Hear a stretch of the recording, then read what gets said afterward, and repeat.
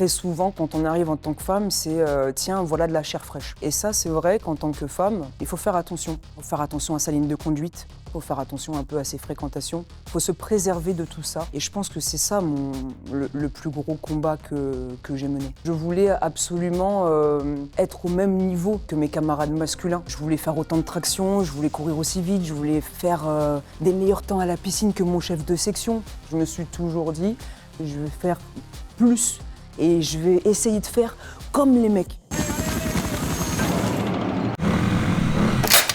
Pas du rat.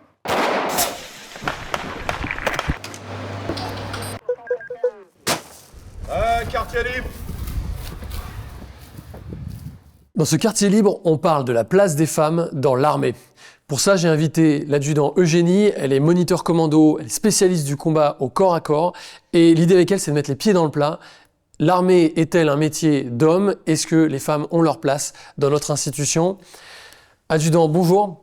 Merci beaucoup d'avoir accepté de participer à ce podcast. D'emblée, je m'excuse, l'idée n'est pas de vous enfermer dans votre sexe et de vous réduire à ça. Vous avez une carrière opérationnelle, vous avez un tas de choses à raconter. Mais on s'est dit qu'il y avait peut-être beaucoup de femmes civiles qui réfléchissaient à intégrer l'armée et qui avaient des questions qu'elles se posaient et qu'ensemble on pourrait y répondre sans, bien sûr, encore une fois, nier que vous avez tout un passé et plein d'autres choses à raconter. Ça vous va si on part là-dessus ? Parfait. Et en ça, je suis obligé de le dire parce que c'est quand même pas tous les jours que je reçois un invité dans le podcast qui a des mains défoncées comme les vôtres, parce que vous sortez d'un stage Krav Maga, c'est ça? Oui, j'ai passé un niveau, un grade, on appelle ça un grade en Krav. Et voilà, j'ai fait une synthèse de 4h30 ce week-end et effectivement, synthèse un peu musclée. Voilà, je me suis fait tabasser à coups de bâton et j'ai répondu main nue. C'était l'un des thèmes abordés lors de cette synthèse. Okay. D'où la main bien bleue, parce que j'ai pris des coups de bâton, et la main droite qui m'a servi pour répondre à ces attaques au bâton. Le Krav Maga, donc sport israélien, oui. Vous pouvez nous en dire plus, là, qu'on sache... Une seule défense qui me permet de réagir face à toutes les situations du quotidien, attaque à l'arme de poing, au couteau, aux caissons de bouteilles, me défendre avec tout ce que j'ai, les armes d'opportunité, que ce soit une tasse, un bro, mes mains, voilà. Ok. Petit jeu de mots avec... Donc ce bro là, c'est une arme de guerre, c'est ça que vous êtes en train de dire? Ça peut l'être en tout cas, ça peut me permettre de neutraliser temporairement mon adversaire, effectivement. Ouais. Vous diriez que c'est une passion? Je vous pose la question parce que, alors moi de mon côté, sport de combat, j'ai dû en faire forcément parce que dans la formation, le combat au corps à corps, ça en fait partie. C'est pas du tout ma cam. Ouais. Voilà, je pense que c'est pas du tout le sport ou la discipline dans lequel je suis bon. Vous, ça vous vient d'où cette envie d'accumuler ces stages de combat au corps à corps? J'ai toujours aimé ça. Depuis toute petite, mon père m'a appris à boxer à 8 ans. Ouais, boxer. J'avais même pas encore de gants ni de protection. Je prenais des grosses baffes et il fallait que j'esquive, sinon voilà, j'allais m'en prendre d'autres. Et j'ai appris un petit peu à la dure et j'ai appris à encaisser les coups très tôt et à les rendre très tôt. C'était, à votre avis, pourquoi il vous a initié à ça? Parce que j'aimais ça. C'était une demande de ma part, ouais. Qui voulait peut-être m'aguerrir et me préparer à affronter la vie. Ouais, mais c'est certainement une bonne éducation. Là, en dehors du Krav Maga, quelle autre discipline vous maîtrisez? La boxe anglaise, la boxe française, et ouais, c'est tout. Après, j'ai fait des courts passages en MMA, mais rien d'exceptionnel. Et vous êtes, je tiens à le dire, vous êtes la première femme à avoir réussi le stage d'instructeur C4, oui. Donc, du combat au corps à corps en situation de guerre ou de conflit de haute intensité. Comment vous avez vécu cette expérience? Déjà, qu'est-ce que c'est que le C4? Comme vous l'avez dit, combat corps à corps adapté au combat de haute intensité qui nous permet de nous entraîner au quotidien avec nos équipements, donc SMB, l'armement, l'arme SMB, de poing. C'est le gilet pare-balles qu'on porte, les soldats. Oui, effectivement. Donc se défendre avec ses équipements du quotidien, l'arme de poing, l'HK. Full équipé, musette ou sac, donc musette à 15 ou sac à 25, dans des situations diverses et variées, milieu confiné, de jour, de nuit, donc dans toutes les situations qu'on pourrait retrouver au quotidien sur un théâtre d'opération. Voilà. Donc ça, moi, je le dis typiquement, le monitorat C4, moi, je l'ai pas. Moi, j'étais plutôt formé au TIOR, et puis après, un petit peu, on est formé au C4 aussi, mais l'adjudant Eugénie, elle est instructeur de cette discipline. Et jusqu'à peu, il n'y avait pas de femmes dans cette discipline. Effectivement, j'ai été la première à obtenir cet instructorat en décembre 2020. Quand vous êtes arrivé, on vous a regardé comment? On vous a sous-estimé? On s'est dit que ça passerait pas? Non, j'étais attendue au tournant. Parce que, à savoir, c'est une chose, c'est que 4 semaines avant, j'étais déjà au SNEC pour passer mon moniteur commando. Et 4 semaines après, j'y suis retourné pour passer mon instructorat C4. Donc déjà, quand j'étais là-bas, j'entendais déjà des bruits de couloir. Ah, c'est elle, elle est dans telle brigade, elle va revenir dans quelques semaines pour faire l'instructeur C4. Bon, moi, on m'avait prévenu, on m'a dit Eugénie, attention, ils vont pas te faire de cadeaux. Tu veux être la première, mais va falloir que tu le mérites. Et effectivement, ils m'ont pas fait de cadeaux. C'est vraiment une chose que j'ai appréciée. Parce que j'y suis allé avec de l'entraînement, je me suis préparé pendant plusieurs mois et j'ai fait en sorte de vraiment tout donner pour ne pas être déçu et honorer mon régiment et aussi mes formateurs. Donc vous avez été perçu, comme on dit dans l'armée, au début, ils vous voyaient arriver, ils vous ont reçu comment? Très bien, par contre, hein, très bien, hein, j'ai été très bien reçu, mais on m'a juste dit... Il n'y a pas eu un traitement particulier, quoi. On m'a juste dit très clairement, on ne te fera pas de cadeau. Tu es une stagiaire comme tout le monde, que tu sois une femme ou pas, tu es comme tout le monde, on te traitera de la même manière. Et là, j'ai regardé mon instructeur, je lui ai dit reçu, et paf, une tape dans le dos, c'est parti. Et après, en combat, pareil, il n'y a aucune différence entre le fait que vous soyez une femme n'a pas donné lieu à un traitement particulier. Non, ça ne les a pas empêchés de me mettre 2 KO au foie. Ouais. Ouais. Et vous, ça a été un stage difficile à réussir? Je ne vais pas dire difficile, je vais juste dire qu'il était très différent par rapport aux autres, parce qu'effectivement, quand vous prenez des KO au foie, qu'on vous casse le nez à l'HK, oui, on se pose un peu des questions sur la vie. On se dit ah Qu'est-ce ouais. qu'on fout là? On se dit ah ouais, putain, là, le mec, il me donne un coup de canon dans la bouche, un coup de canon dans le nez. Ah, ça réveille. Ouais. Ça réveille, ouais, effectivement. Et parce puis, que je le redis, le C4, donc le combat au corps à corps du soldat, c'est un combat spécifique où on apprend au soldat qui a le casque, qui a le gilet, qui a son flingue. Il utilise tous les objets, toutes les armes à sa portée pour se défendre et neutraliser l'adversaire. On n'est pas dans du TIOR, par exemple, on peut en parler juste après, qui est une autre technique qu'on utilise en métropole, là plutôt pour immobiliser. Vous pouvez nous donner les différences? Ouais. C'est plus du défensif. Ouais. Ouais, c'est plus du défensif, le TIOR, alors que le C4, c'est offensif. Voilà, du 0 à 5 mètres. Technique d'intervention opérationnelle rapprochée, c'est du combat au corps à corps, mais qu'on utilise dans un milieu de plus faible intensité. Ça, vous êtes aussi diplômé de cette qualification. Effectivement, et j'ai commencé par toutes les étapes, c'est-à-dire FTE TIOR, monitor TIOR, instructeur TIOR, FTE C4, monitorat C4, instructeur C4. Je n'ai jamais voulu de traitement de faveur et j'ai toujours commencé, j'ai fait étape par étape. Comme ça, au moins, on ne peut pas me dire tu es sous-officier, tu as directement passé l'instructeur, tu n'es pas légitime ou quoi que ce soit.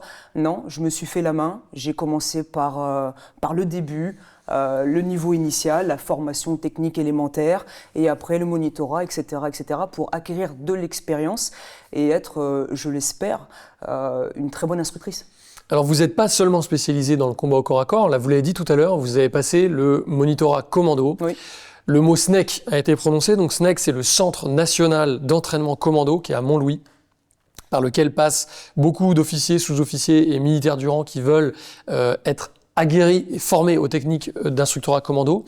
Là aussi, je crois qu'il y a la première femme qui est devenue instructeur commando dans les années 2010 par là. Non, vous la connaissez peut-être? Oui. Oui. Bon, je ne donnerai pas son nom, mais elle aussi précurseur. Effectivement, et d'ailleurs c'est elle qui m'a remis mon pins de moniteur-chef au CNSD. Ah, c'était votre parrain, elle vous a remis le pins? Marraine, oui, effectivement, et puis c'était un grand honneur. Elle, j'imagine que vous avez pu un peu échanger avec elle. C'est une pionnière. Oui. Quand elle est arrivée, ça s'est passé comment pour elle et comment ça s'est passé après pour vous quand vous êtes arrivé au Centre national d'entraînement commando? C'est une femme qui est très humble. Et moi, je lui ai fait des éloges, je lui ai dit que c'était un honneur de la rencontrer. Elle s'est vraiment pas étalée là-dessus. Elle m'a dit qu'on lui avait pas fait de cadeau et que c'était un stage qui était très dur parce que c'était la première et qu'à l'époque, la pédagogie, c'était peut-être pas la même qu'aujourd'hui. Et bon, elle s'est pas plus étalée là-dessus. Mais rien que pour ça, elle a mon profond respect, hein, vraiment. Et ça lui a fait extrêmement plaisir de remettre le PINS à la première femme instructeur C4. Et pour moi, c'était un honneur que ce soit la première femme instructrice commando qui me remette mon brevet. Ouais, ça doit être un beau moment. Vous vous souvenez, à votre arrivée à la citadelle de Montlouis, votre stage commando, comment il commence? Déjà, est-ce que vous étiez la seule femme dans votre groupe? On était deux. On était deux. Et c'est vrai que c'est un peu impressionnant parce que nous, c'est un stage de cursus chez les EPMS, l'entraînement physique, militaire et sportif. Oui, on en parlera après, mais c'est ce que l'adjudant Eugénie, là, elle est dans un moment de sa carrière où elle se concentre sur les sports militaires. On en parlera juste après. Donc là, c'était une section de sportifs militaires quelque part au SNEC? On était quelques-uns, on était 5 dans la brigade à être EPMS. Et nous, ce qui m'a mis le plus la pression, en gros, c'était que c'est un stage de cursus. Donc moi, ce que je voyais après, c'était le fait de pouvoir évoluer dans ma carrière.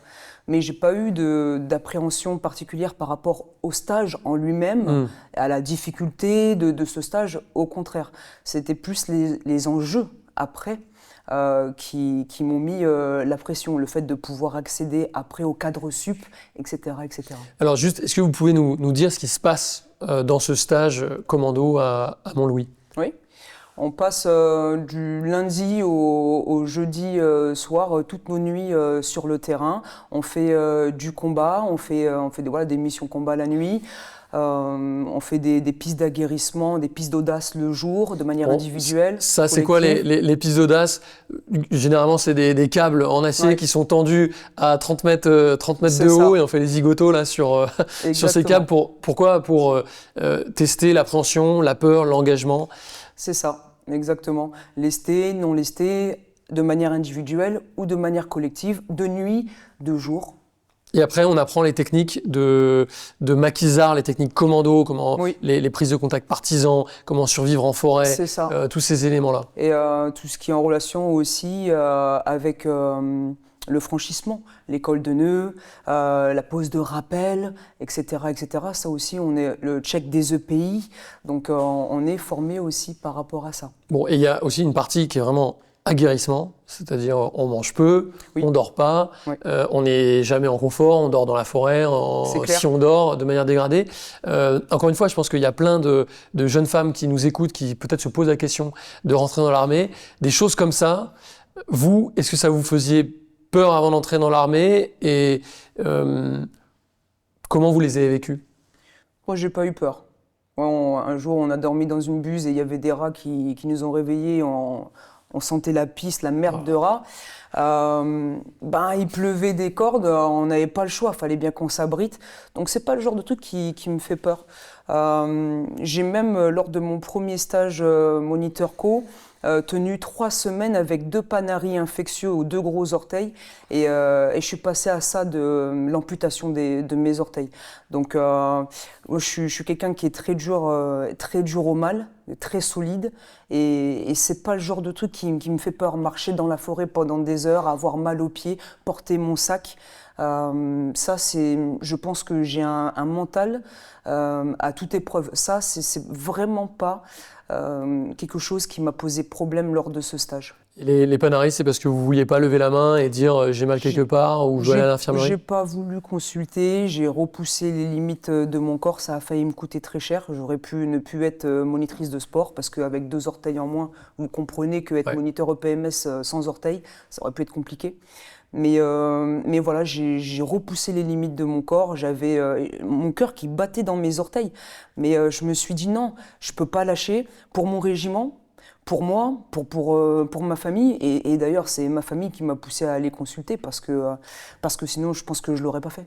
Moi, je tiens à dire, là, je reprends ma casquette d'officier, et notamment les troupes de montagne, l'acte réflexe du soldat, rendre compte. Donc, quand on est blessé, on rencontre. C'est après vos chefs qui vous indiquent la marche à suivre, parce que un soldat amputé, comme l'a dit l'adjudant, en fait, ça sert à rien. Donc, faut pas se taire, faut lever la main, rendre compte à ses chefs, et après, on voit ce qu'on fait. Je tenais à le dire parce que c'est important, surtout chez nous. Il y a aussi à la Légion cette envie de se dépasser et parfois d'aller au bout, alors qu'il y a des moments où quand on est chef de groupe ou de section, on a besoin de savoir si les gars vont bien ou pas et si on peut aller plus loin. Mais vous avez raison de le souligner, hein, ça aurait pu me coûter vraiment très cher. Ouais, je dis pas que c'était une erreur, je connais pas la situation, mais c'est vrai que nous, ce qu'on dit de plus en plus, c'est... de stage, vous voulez absolument tenir. Et c'est vrai qu'avec les camarades qui vous disent « c'est bon, il te reste 5 jours et après tu pars avec ton pins ». Donc toutes ces raisons-là ont fait que j'ai repoussé les limites. Mais c'est vrai que réaction à froid, je me dis c'est complètement con, quoi. Ouais, j'osais pas le dire, mais en fait, il faut... bon, j'étais pas là dans vos chaussures, littéralement, mais il y a des moments où il faut connaître aussi ses limites et savoir lever la main, parce que c'est pas son intérêt personnel, c'est l'intérêt du groupe. Là, c'est un stage, je comprends que vous ayez eu envie d'aller au bout. Votre binôme, enfin, je sais pas si c'était votre binôme, l'autre soldat féminin qui était là, elle est allée au bout? Eh oui. Ouais, donc ça a été une réussite d'équipe. Ok. Franchement, ouais. Bon, donc je l'ai dit, c'est des stages qui sont très rares, très sélectifs, où généralement il y a assez peu de femmes qui les réussissent, et donc c'est pour ça que c'était intéressant de recevoir l'adjudant Eugénie pour en parler. J'ai dit que j'allais mettre les pieds dans le plat, donc je vais vous poser des questions, j'espère ne pas vous offenser. Est-ce que vous avez eu, vous, des problèmes comme femme à l'armée? Est-ce que déjà vous avez rencontré de la misogynie ou du sexisme dans votre carrière? Moi, j'ai pas eu ça. J'ai pas eu ça. Je parle en mon nom, hein. Peut-être que d'autres ont été confrontés à ce genre de situation. Mais moi, à savoir que dès mes 3 mois de service, j'ai atterri dans une compagnie où il y avait les 3 meilleures femmes du régiment.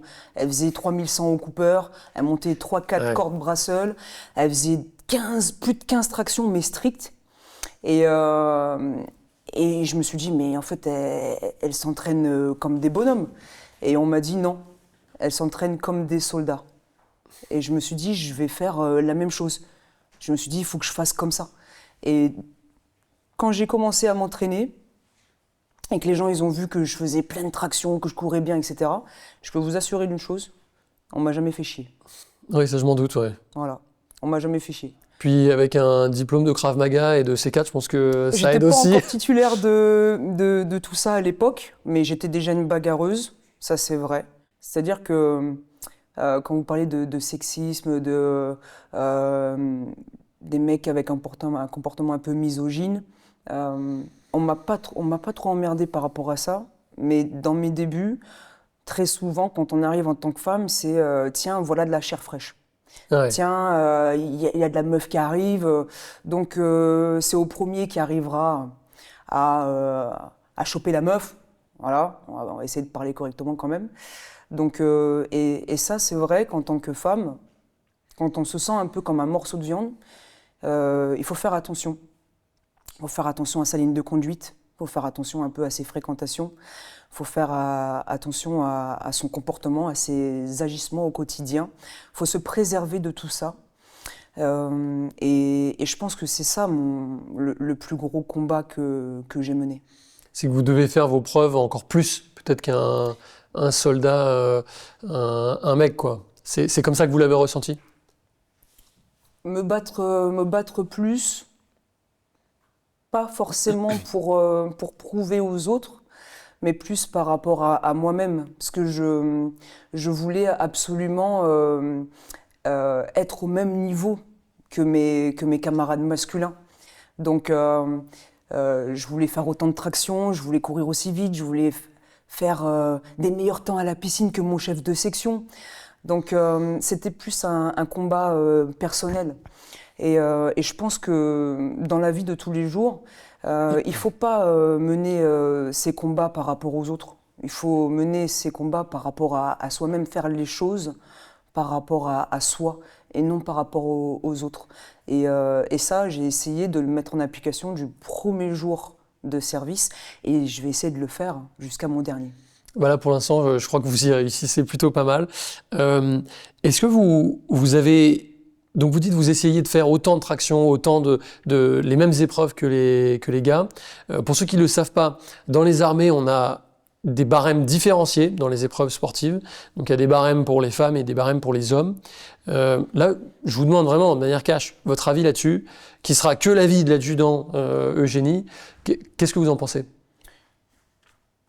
Franchement, les barèmes différenciés, je m'en fous. C'est pas quelque chose que je prends en compte. Je me suis jamais dit, tiens, je vais tout faire pour avoir le 20 sur 20 en barème féminin. Au contraire, je me suis toujours dit, je vais faire plus et je vais essayer de faire comme les mecs. Comme ça, au moins, j'étais sûre, en ayant cette mentalité-là, déjà de pouvoir toujours me dépasser, faire en sorte d'avoir d'autres objectifs. Une fois que je les avais atteints, je passais à autre chose, etc. Et c'est pas en me contentant d'avoir le 20 sur 20 en barème féminin que j'allais pouvoir avancer. Pour moi, être à la hauteur de mes camarades, d'être comme un soldat, comme tout le monde, c'était d'aller toujours plus loin, de chercher à devenir la meilleure version de moi-même et au quotidien. Et pour ce faire, je pense qu'il ne faut pas se contenter du minimum. Il faut toujours chercher le maximum, comme qui dirait. Et le maximum pour moi, c'était d'aller chercher le meilleur de la compagnie. C'était pas forcément une femme. Très souvent, c'était un homme. Et ben voilà, il fallait que j'essaye de le talonner. J'y suis pas tout le temps arrivée, mais ou du moins pas dans tous les domaines. Mais si je pouvais le faire dans certains d'entre eux, que ce soit en pompe, en traction, en corde bras seul, et ben je le faisais. Et c'est ça ma vraie source de motivation. C'est ça qui a fait que j'ai toujours pu avancer. Donc pour moi, le barème féminin, ce serait s'enfermer dans quelque chose qui n'a pas vraiment sa place dans ce milieu. J'ai toujours cherché à être un soldat et non pas un soldat dit soldat féminin, un soldat tout court. Oh, j'aime bien ce que vous dites, hein. Il n'y a pas de femmes et hommes à l'armée, on est tous des soldats. Mais quand même, je parle depuis une position où je ne connais pas forcément toutes les spécificités de chaque corps. Et en plus, maintenant, vous êtes une spécialiste du sport, de l'engagement physique. Et donc, je sais que selon la morphologie, on a quand même des différences qui sont fortes. Oui. Donc, par exemple, si on prend le parcours d'obstacles. Donc le parcours d'obstacles, une succession d'obstacles hauts et d'obstacles bas, comme le rampé ou la girafe où on escalade quelque chose, la table irlandaise où on passe par-dessus. Là, il y a des obstacles qui sont interdits ou non recommandés pour les femmes. Ça, typiquement, moi personnellement, ça me paraît légitime. Je ne sais pas ce que vous en pensez. Encore une fois, je parle depuis une autre position. C'est vrai que le PO, de manière chronométrée, pour les personnels féminins, il y a 4 obstacles qu'on ne fait pas. Vous avez le mur d'assaut, vous avez le passage à gué, la table irlandaise et la fosse. Et à chaque fois, en fait, notamment le mur, on se plaque contre le mur, on saute dessus. Oui. Donc, par rapport à la cage thoracique, il y a déjà un sujet. La fosse, pareil. Oui. Surtout par rapport au mode de franchissement, ce qui peut être très douloureux chez une femme dans ces passages-là, c'est le fait que la poitrine soit comprimée, que ça râpe.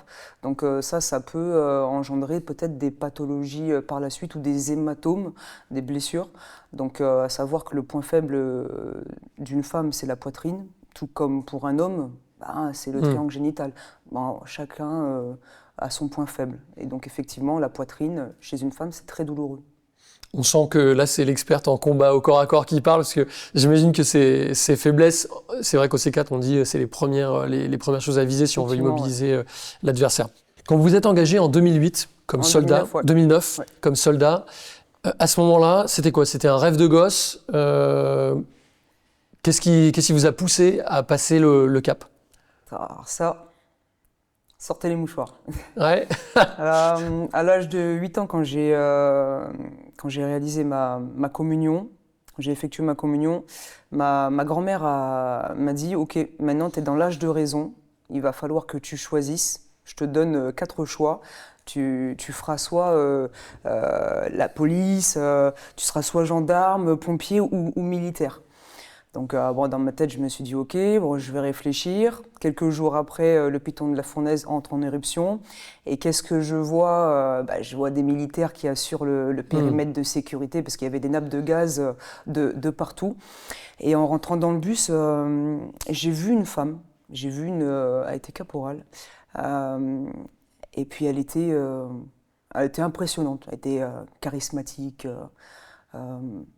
Très professionnelle, elle bougeait pas.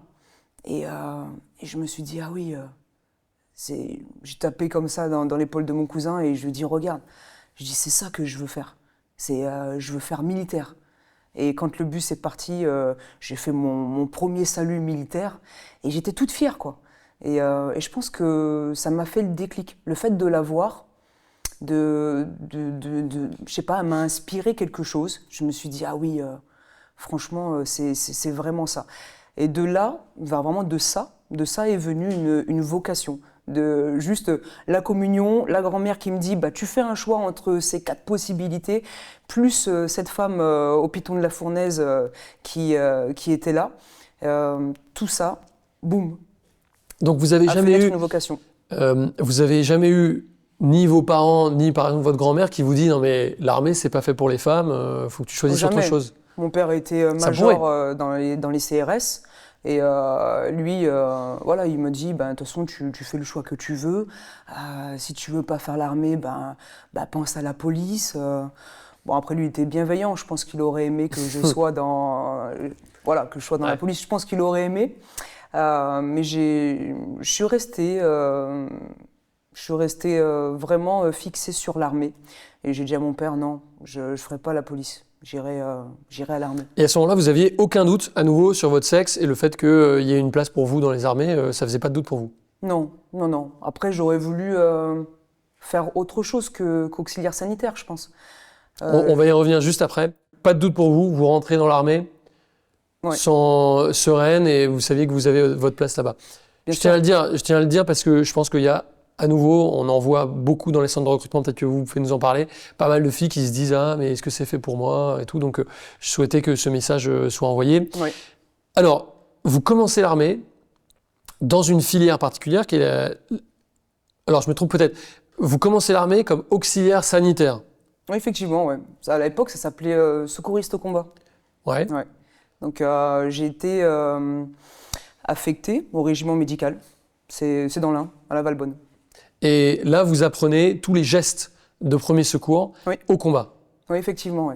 Vous pouvez me décrire un peu comment s'est passée votre formation, ce que vous apprenez et quelle est l'utilité, parce que je crois que tout le monde ne connaît pas le rôle de ces secouristes au combat. On apprend un petit peu de tout. Hein. Vous apprenez à faire massage cardiaque, à traiter différentes pathologies, pose de garrot, pansement, faire des écharpes pour tout ce qui est luxation, etc.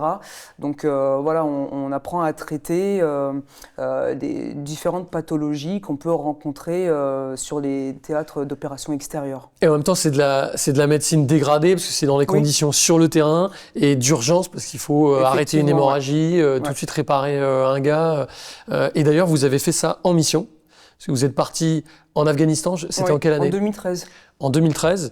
Là, est-ce que vous avez mis en œuvre ce que vous aviez appris comme auxiliaire sanitaire, comme secouriste au combat en Afghan? Oui, effectivement. J'ai été affecté au bloc opératoire pendant 6 mois. Donc c'est moi qui faisais tous les protocoles bêta sur toutes les pathologies qui arrivaient au bloc. Donc j'ouvrais le pansement. C'est quoi les protocoles bêta? Bétadine. Ah donc, d'accord, ok. Protocole. Et donc du coup, je nettoyais tout. Donc j'avais visu sur tous les fracas. Enfin, j'ai vu des moignons, des jambes arrachées, des yeux crevés, des mains coupées en deux. Enfin, j'ai vu des trucs incroyables, des opérations à cœur ouvert. Il y a eu des opérations à cœur ouvert là, en Afghan au bloc opératoire. Extraction de balles, extraction de polycriblage de plusieurs métaux dans le corps. J'ai vu des choses incroyables en Afghanistan, en bloc. Ça vous a marqué? Oui, effectivement. Ouais, j'étais jeune, j'avais 23 ans. J'ai vu beaucoup de choses. Ça a remis en cause un peu votre cette vocation ou ce métier. Je sais pas, je dis n'importe quoi, mais peut-être que vous réalisez à un moment que vous voulez plus faire ça ou voir ce genre de choses. Effectivement, quand j'étais en Afghanistan, on a eu une semaine, on nous a appelés les chats noirs, les Black Cats. On a eu une semaine où on a eu des morts tous les jours au bloc. Et comme par hasard, la semaine d'astreinte, c'était moi, quoi. Donc oui, j'ai vu la mort un peu trop souvent, ouais, effectivement. Ouais. Et donc, il y a un moment où vous vous êtes dit, c'est plus pour moi, je veux arrêter ça.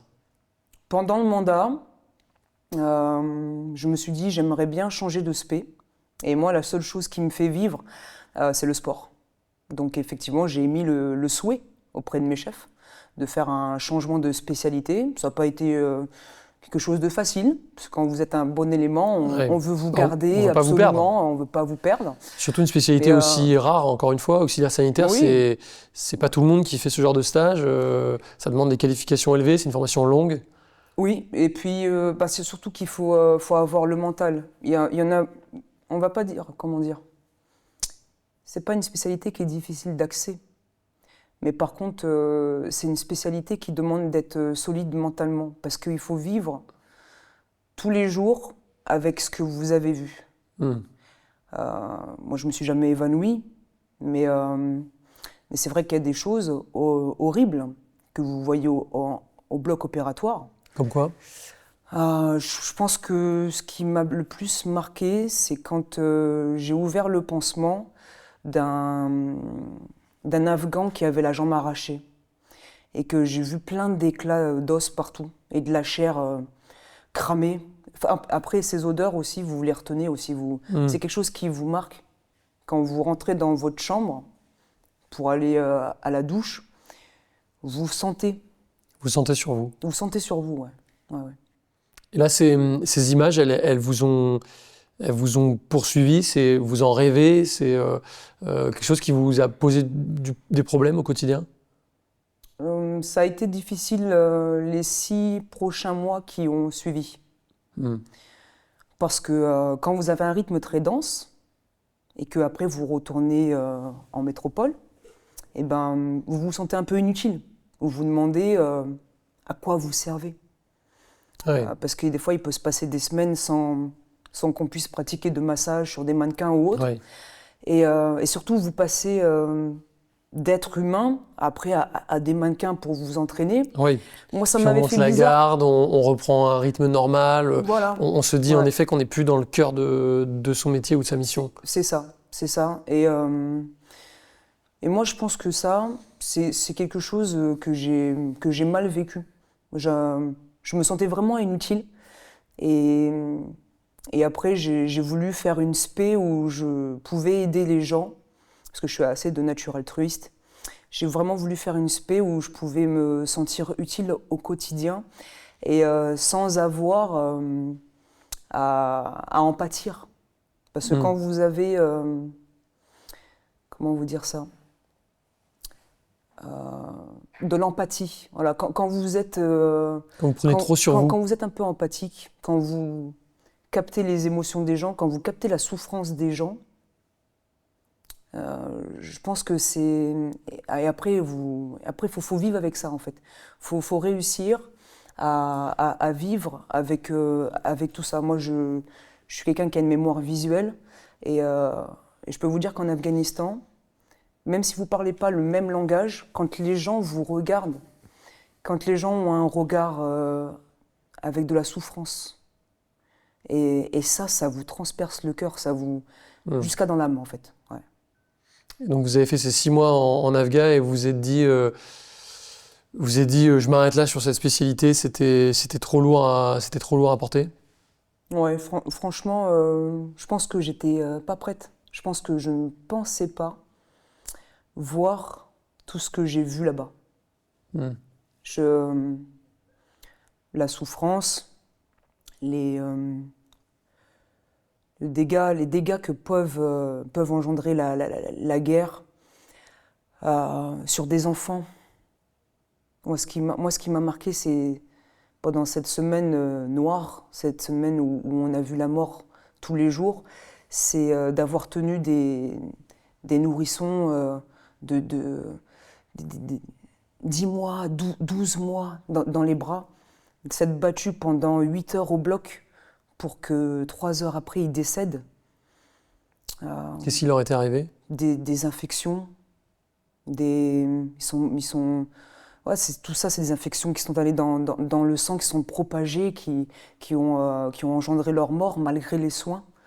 Donc, j'aurais jamais pu croire qu'on pouvait mourir d'infection du sang, parce que j'étais jeune, moi. Je pensais pas qu'une brûlure pourrait, avec le temps, engendrer la mort. Et en fait, si. Un enfant brûlé à la marmite, si c'est pas pris en charge avec de l'eau bouillante, quoi. Si c'est pas pris en charge tôt, il peut mourir d'infection. Et ça, je l'ai vu. Ça, je l'ai vu. Et plein d'autres choses. Mais voir des nourrissons mourir, des enfants mourir, ou des enfants qui vous disent dans les yeux, quand on a le petit dictionnaire Pashtun, qui vous regardent et qui vous disent j'aurais préféré mourir à la place de mon frère parce que c'est moi qui ai tapé dans la balle, c'était un engin... un engin explosif improvisé. Exactement. Et son frère a pris les éclats et c'est son frère qui est mort alors que c'est lui qui a shooté dans la balle. Donc lui, il avait perdu une jambe et un bras et son frère était décédé. Et quand il vous regarde les yeux dans les yeux et qu'il vous dit j'aurais préféré mourir à sa place, vous avez 23 ans, mais c'est un gamin de 7 ans qui vous dit ça. Je sais pas, moi j'étais pas prête, mais je sais pas quel être humain sur Terre est prêt à vivre ça. En tout cas, moi ça m'a forgé, c'est sûr, ça m'a endurci, ça m'a appris la vie, mais ça m'a aussi fait prendre cette décision de changer de spécialité. Ouais. Écoutez, merci beaucoup pour la sincérité de ce témoignage. C'est important de le dire parce que très souvent quand on parle de blessures, d'actions sous le feu, des horreurs de la guerre qu'on peut voir, on fait souvent témoigner plutôt des personnes en première ligne, des combattants, mais on pense pas trop à des fonctions en deuxième ligne, en troisième ligne, comme vous étiez au bloc opératoire, vous n'étiez pas en première ligne et pourtant vous avez vécu et retenu des choses plus terribles encore. Donc merci pour ce témoignage là-dessus. Donc, vous avez fait le choix de changer de spé, vous avez 23 ans, et là vous êtes rentré dans la spécialité sport, oui. Ou du moins éducation militaire à l'entraînement physique et au sport. Est-ce que vous pouvez nous décrire un peu ce métier et ce que vous faites ? Donc, en fait, nous, on est spécialisés dans la préparation physique des soldats. On les accompagne. Donc nous, on essaye de s'approprier un petit peu les exigences des spécialités, des personnes qui font partie du régiment, pour les accompagner au mieux.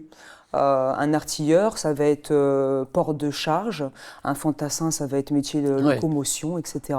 Donc chaque spécialiste PMS doit se familiariser un petit peu avec les contraintes du quotidien et les orienter sur une préparation physique spécifique qui pourra les aider à être à leur meilleur niveau sur le terrain ou tout simplement dans leur domaine de spécialité. On fait aussi de l'accompagnement quand ils sont blessés, par exemple, pour les aider à se reconstruire et à faciliter la reprise du sport après au sein de leurs unités. On est aussi conseiller direct du chef de corps pour tout ce qui est organisation de challenge ou pour des textes de sport ou activités en relation avec l'aguerrissement, par exemple. Donc voilà, on est on a un peu des couteaux suisses, à savoir que dans notre spé, on est moniteur de sport, ok, mais pas que. Donc on nous demande quand même de passer le BNSSA, au minimum le monitorat C4. Alors le BNSSA de natation, donc oui. Diplôme... oui, brevet national de sauvetage, de secourisme et de sauvetage aquatique. Aquatique. Oui. Voilà. Excusez-moi, je vous ai coupé, c'était juste pour préciser à ceux qui ne connaissent pas, qui nous écoutent. Bien sûr. Donc le BNSSA, le monitorat C4, à l'ancienne il y avait le monitorat Chior, et on peut aussi passer, en tout cas de manière obligatoire pour les moniteurs PMS, le moniteur commando. Donc on a plusieurs cordes à notre arc. Je comprends qu'en fait, pour les civils qui nous écoutent, vous n'êtes pas des moniteurs sportifs. Ce qu'on fait, le sport, c'est en vue du combat. Donc, c'est adapté. Un gars de l'infanterie, il va falloir lui préparer des séances de sport spécifiques à lui, son port de charge, c'est les sacs à dos lourds, c'est à la frappe. Dans le génie, c'est pareil, on est sur cet effort-là. Par contre, dans d'autres spécialités, ça va pas être la rapidité. Par exemple, dans les troupes de montagne, on va travailler sur des chats maigres, l'endurance, etc. Et donc, vous développez, c'est hyper intéressant, vous développez une expertise par filière. C'est ça. Et est-ce qu'on peut dire qu'il y a un corps fait pour chaque spécialité dans les armées? Vous voyez ce que je veux dire? Peut-être les chasseurs alpins, généralement, ils sont plus maigres. On est un peu plus maigre que le reste. Non? Je dis peut-être n'importe quoi. Un morphotype pour chaque... je dirais qu'il ne faut pas non plus se fier. Il y en a qui sont assez surprenants. Je vous dis la vérité, mais effectivement, très souvent, en fonction des régiments, on retrouve souvent les mêmes morphotypes. Et en même temps, il y a des contre-exemples, parce que moi j'ai connu des mecs à la Légion, des marmules, et ils me mettaient des doses, c'était des vrais marathoniens aussi. Donc, c'est pour ça qu'il ne faut pas se fier aux apparences et ne pas rester enfermé sur un morphotype. C'est pas parce qu'une personne aura un morphotype plus volumineux qu'un autre qui sera moins efficient, au contraire. Et d'ailleurs, je suis intimement convaincu que chaque personne est complémentaire et que chaque personne a une particularité et qu'au sein d'un groupe, on a besoin aussi d'avoir des profils différents. Et tout ça, ça peut permettre d'exploiter les compétences de chacun pour répondre à toutes les exigences du quotidien. Ah, c'est clair, dans un groupe, on a besoin, vous disiez couteau suisse tout à l'heure, dans un groupe, on a besoin d'un gars qui est capable de tirer des charges lourdes, un gars qui est capable de courir sur de longues distances. On a besoin de tous les profils, ça je suis complètement d'accord avec vous. Si moi, là, aujourd'hui, j'étais un jeune civil qui souhaitait s'engager dans l'armée et donc qui se prépare au test de recrutement sportif, parce que je sais que vous en faites passer à des jeunes civils, quels conseils vous me donneriez pour me préparer? Qu'est-ce que je dois faire? Un peu de tout. En toute honnêteté, un peu de tout. Ne pas aller s'enfermer à la salle de sport, mais plutôt faire de la course à pied, faire de la natation, un peu de renforcement, en poids du corps, force relative.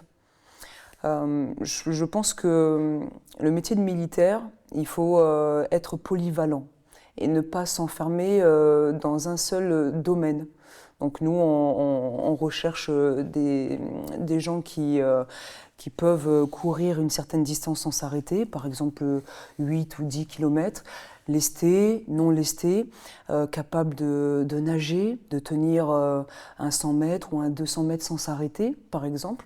Donc c'est pour ça qu'il faut s'ouvrir à tous les sports et ne pas s'enfermer sur un seul domaine. Et pratiquer ça régulièrement. Je pense qu'un jeune qui fait un peu de tout de manière régulière répondra parfaitement aux attentes de l'institution et réussira avec brio ses tests d'évaluation physique le jour où il se présentera. Je ne sais plus, vous êtes engagé militaire du rang ou sous-officier? Je me suis engagé militaire du rang. D'accord. Et vous êtes passé sous-officier en quelle année? Sous-officier en 2016. 2016, donc d'accord, 8 ans après 7 ans après votre engagement comme soldat du rang. J'ai basculé très tard sous-officier. Pourquoi vous sauriez? Parce que je me suis battu, j'ai été puni. C'est vrai, ils ont eu raison de vous punir, vos chefs. On en reparlera après, mais c'est pas ce qu'il faut faire. Alors, pourquoi je vous pose la question? Parce que dans Quartier Libre, j'aime bien poser des questions sur la direction d'hommes et de femmes, sur le commandement, pour inspirer des dirigeants civils comme militaires. Et donc, je reviens peut-être à mes premières questions sur la place des femmes en position de commandement, parce que ça aussi, c'est un peu nouveau dans les armées. Il y en a de plus en plus, heureusement. Je trouve qu'on entend beaucoup des clichés là-dessus. Typiquement, une femme qui devient chef, si elle est dans une posture d'autorité, on va dire, elle fait madame méchante ou elle fait le dragon. Si elle est dans une posture trop bienveillante, on va lui dire tout de suite, elle fait la maman. Enfin, en fait, on est comme femme, est-ce qu'on est tout le temps remis en cause dans sa posture de chef? Je pense quand on est une femme et qu'on exerce, qu'on est en situation de commandement, il ne faut pas jouer de rôle. Il faut apprendre à connaître ses bonhommes. Bon, je m'exprime comme ça, peut-être que ce sera mal interprété, mais tant pis. Mais, C'est bonhomme et c'est femme. Il faut apprendre à connaître ses soldats. Il faut être à l'écoute. Il ne faut pas forcément être trop dur, ni trop tendre. Il faut trouver un juste milieu. Et ça, je pense que ça se fait avec l'expérience. Il faut s'appuyer aussi sur les anciens. Il ne faut pas hésiter à prendre des conseils. Parce que très souvent, on se rend compte qu'on ne peut pas évoluer seul. On ne peut pas se faire seul, surtout dans notre institution. Et quand on est jeune et qu'on n'y connaît rien, c'est important de pouvoir compter sur ses subordonnés et sur des gens qui ont de l'expérience. Quel conseil vous donneriez à un jeune sergent, une jeune sergent qui va arriver à la tête d'un groupe de 8 hommes et femmes? Il sait qu'il va être testé, peut-être un peu remis en cause dans son commandement, dans sa légitimité. Est-ce que vous auriez un conseil à leur donner? Il faut prendre un petit peu de temps pour observer. Donc ça sert je trouve ça très intéressant. Ça sert à rien de vouloir tout de suite aboyer entre guillemets sur les gens ou être non plus trop gentil. Je pense qu'en observant, en apprenant à connaître les gens, en s'intéressant à eux, en prenant la peine d'écouter et de s'imprégner un petit peu de leur expérience, ça va grandement vous aider dans votre style de commandement. Ne pas prendre les gens de haut, même s'ils sont moins gradés que vous. C'est pas parce qu'une personne est moins gradée que vous que ça ne veut pas dire qu'elle est moins expérimentée, moins âgée ou moins ancien en service, bien au contraire. Donc il faut vraiment s'imprégner de l'expérience de vos subordonnés. Vous avez été testé, vous, quand vous êtes arrivé dans votre premier poste de chef? Moi, quand j'ai commencé première situation de commandement, j'étais caporal. C'est vrai que dès caporal, on ne le dit jamais assez, il n'y a que des chefs dans les armées. On est chef de chambre, ou on est chef de pièce, ou on est chef de centre de combat. Oui, ouais. C'est Donc vrai. pour vous n'avez pas vu de différence en fait avec l'après? Moi, j'ai été trop dur. Je le sais. On m'appelait la légionnaire. Donc, je vous demande pas pourquoi, mais j'étais dur. exigeante. Les sports de combat sont-ils réservés aux hommes? Négatif. Avez-vous rencontré du sexisme à l'armée? Affirmatif. Diriez-vous que l'armée est un peu misogyne? Négatif. Une femme doit-elle faire ses preuves plus qu'un homme? Négatif. Avez-vous déjà caché votre métier lors d'un premier rendez-vous? Négatif. Avez-vous déjà dû vous battre à l'armée? Alors j'ai la réponse à cette question. Affirmatif. C'est pas bien. Avez-vous déjà surpris un homme en le battant physiquement? Affirmatif. Le manque d'intimité vous a déjà pesé à l'armée? Négatif. Et si c'était à refaire, est-ce que vous recommenceriez? Affirmatif. Ok, c'est cool. Écoutez, merci beaucoup. Vraiment, c'était top de parler avec vous, à la fois de la place des femmes dans les armées. C'était pas le seul sujet, parce que vous avez plein de choses à raconter. Et puis sur la posture du chef, sur l'aguerrissement, et puis la place du sport aussi dans les armées. C'était vraiment hyper intéressant. Merci d'avoir participé, de nous avoir partagé votre expertise, votre passé, le témoignage aussi que vous nous avez apporté. Si vous êtes toujours avec nous, c'est que d'autres épisodes de Quartier Libre peuvent vous intéresser. Un soldat pose des questions à des civils et à des militaires. C'est sur la page L'Armée de Terre recrute pour les anciens épisodes, où vous pouvez aller sur la mienne, Capitaine Brault, BRAULT. D'ailleurs, je vous encourage à m'écrire pour me proposer des invités ou des questions à leur poser. C'est toujours bien, on peut imaginer d'autres émissions avec des civils et des militaires. À bientôt, salut à tous. Armée de Terre, peux-tu le faire? Pour le savoir, s'engager.fr. L'Armée de Terre recrute 16 000 soldats et 5 000 réservistes par an et forme à plus de 100 métiers.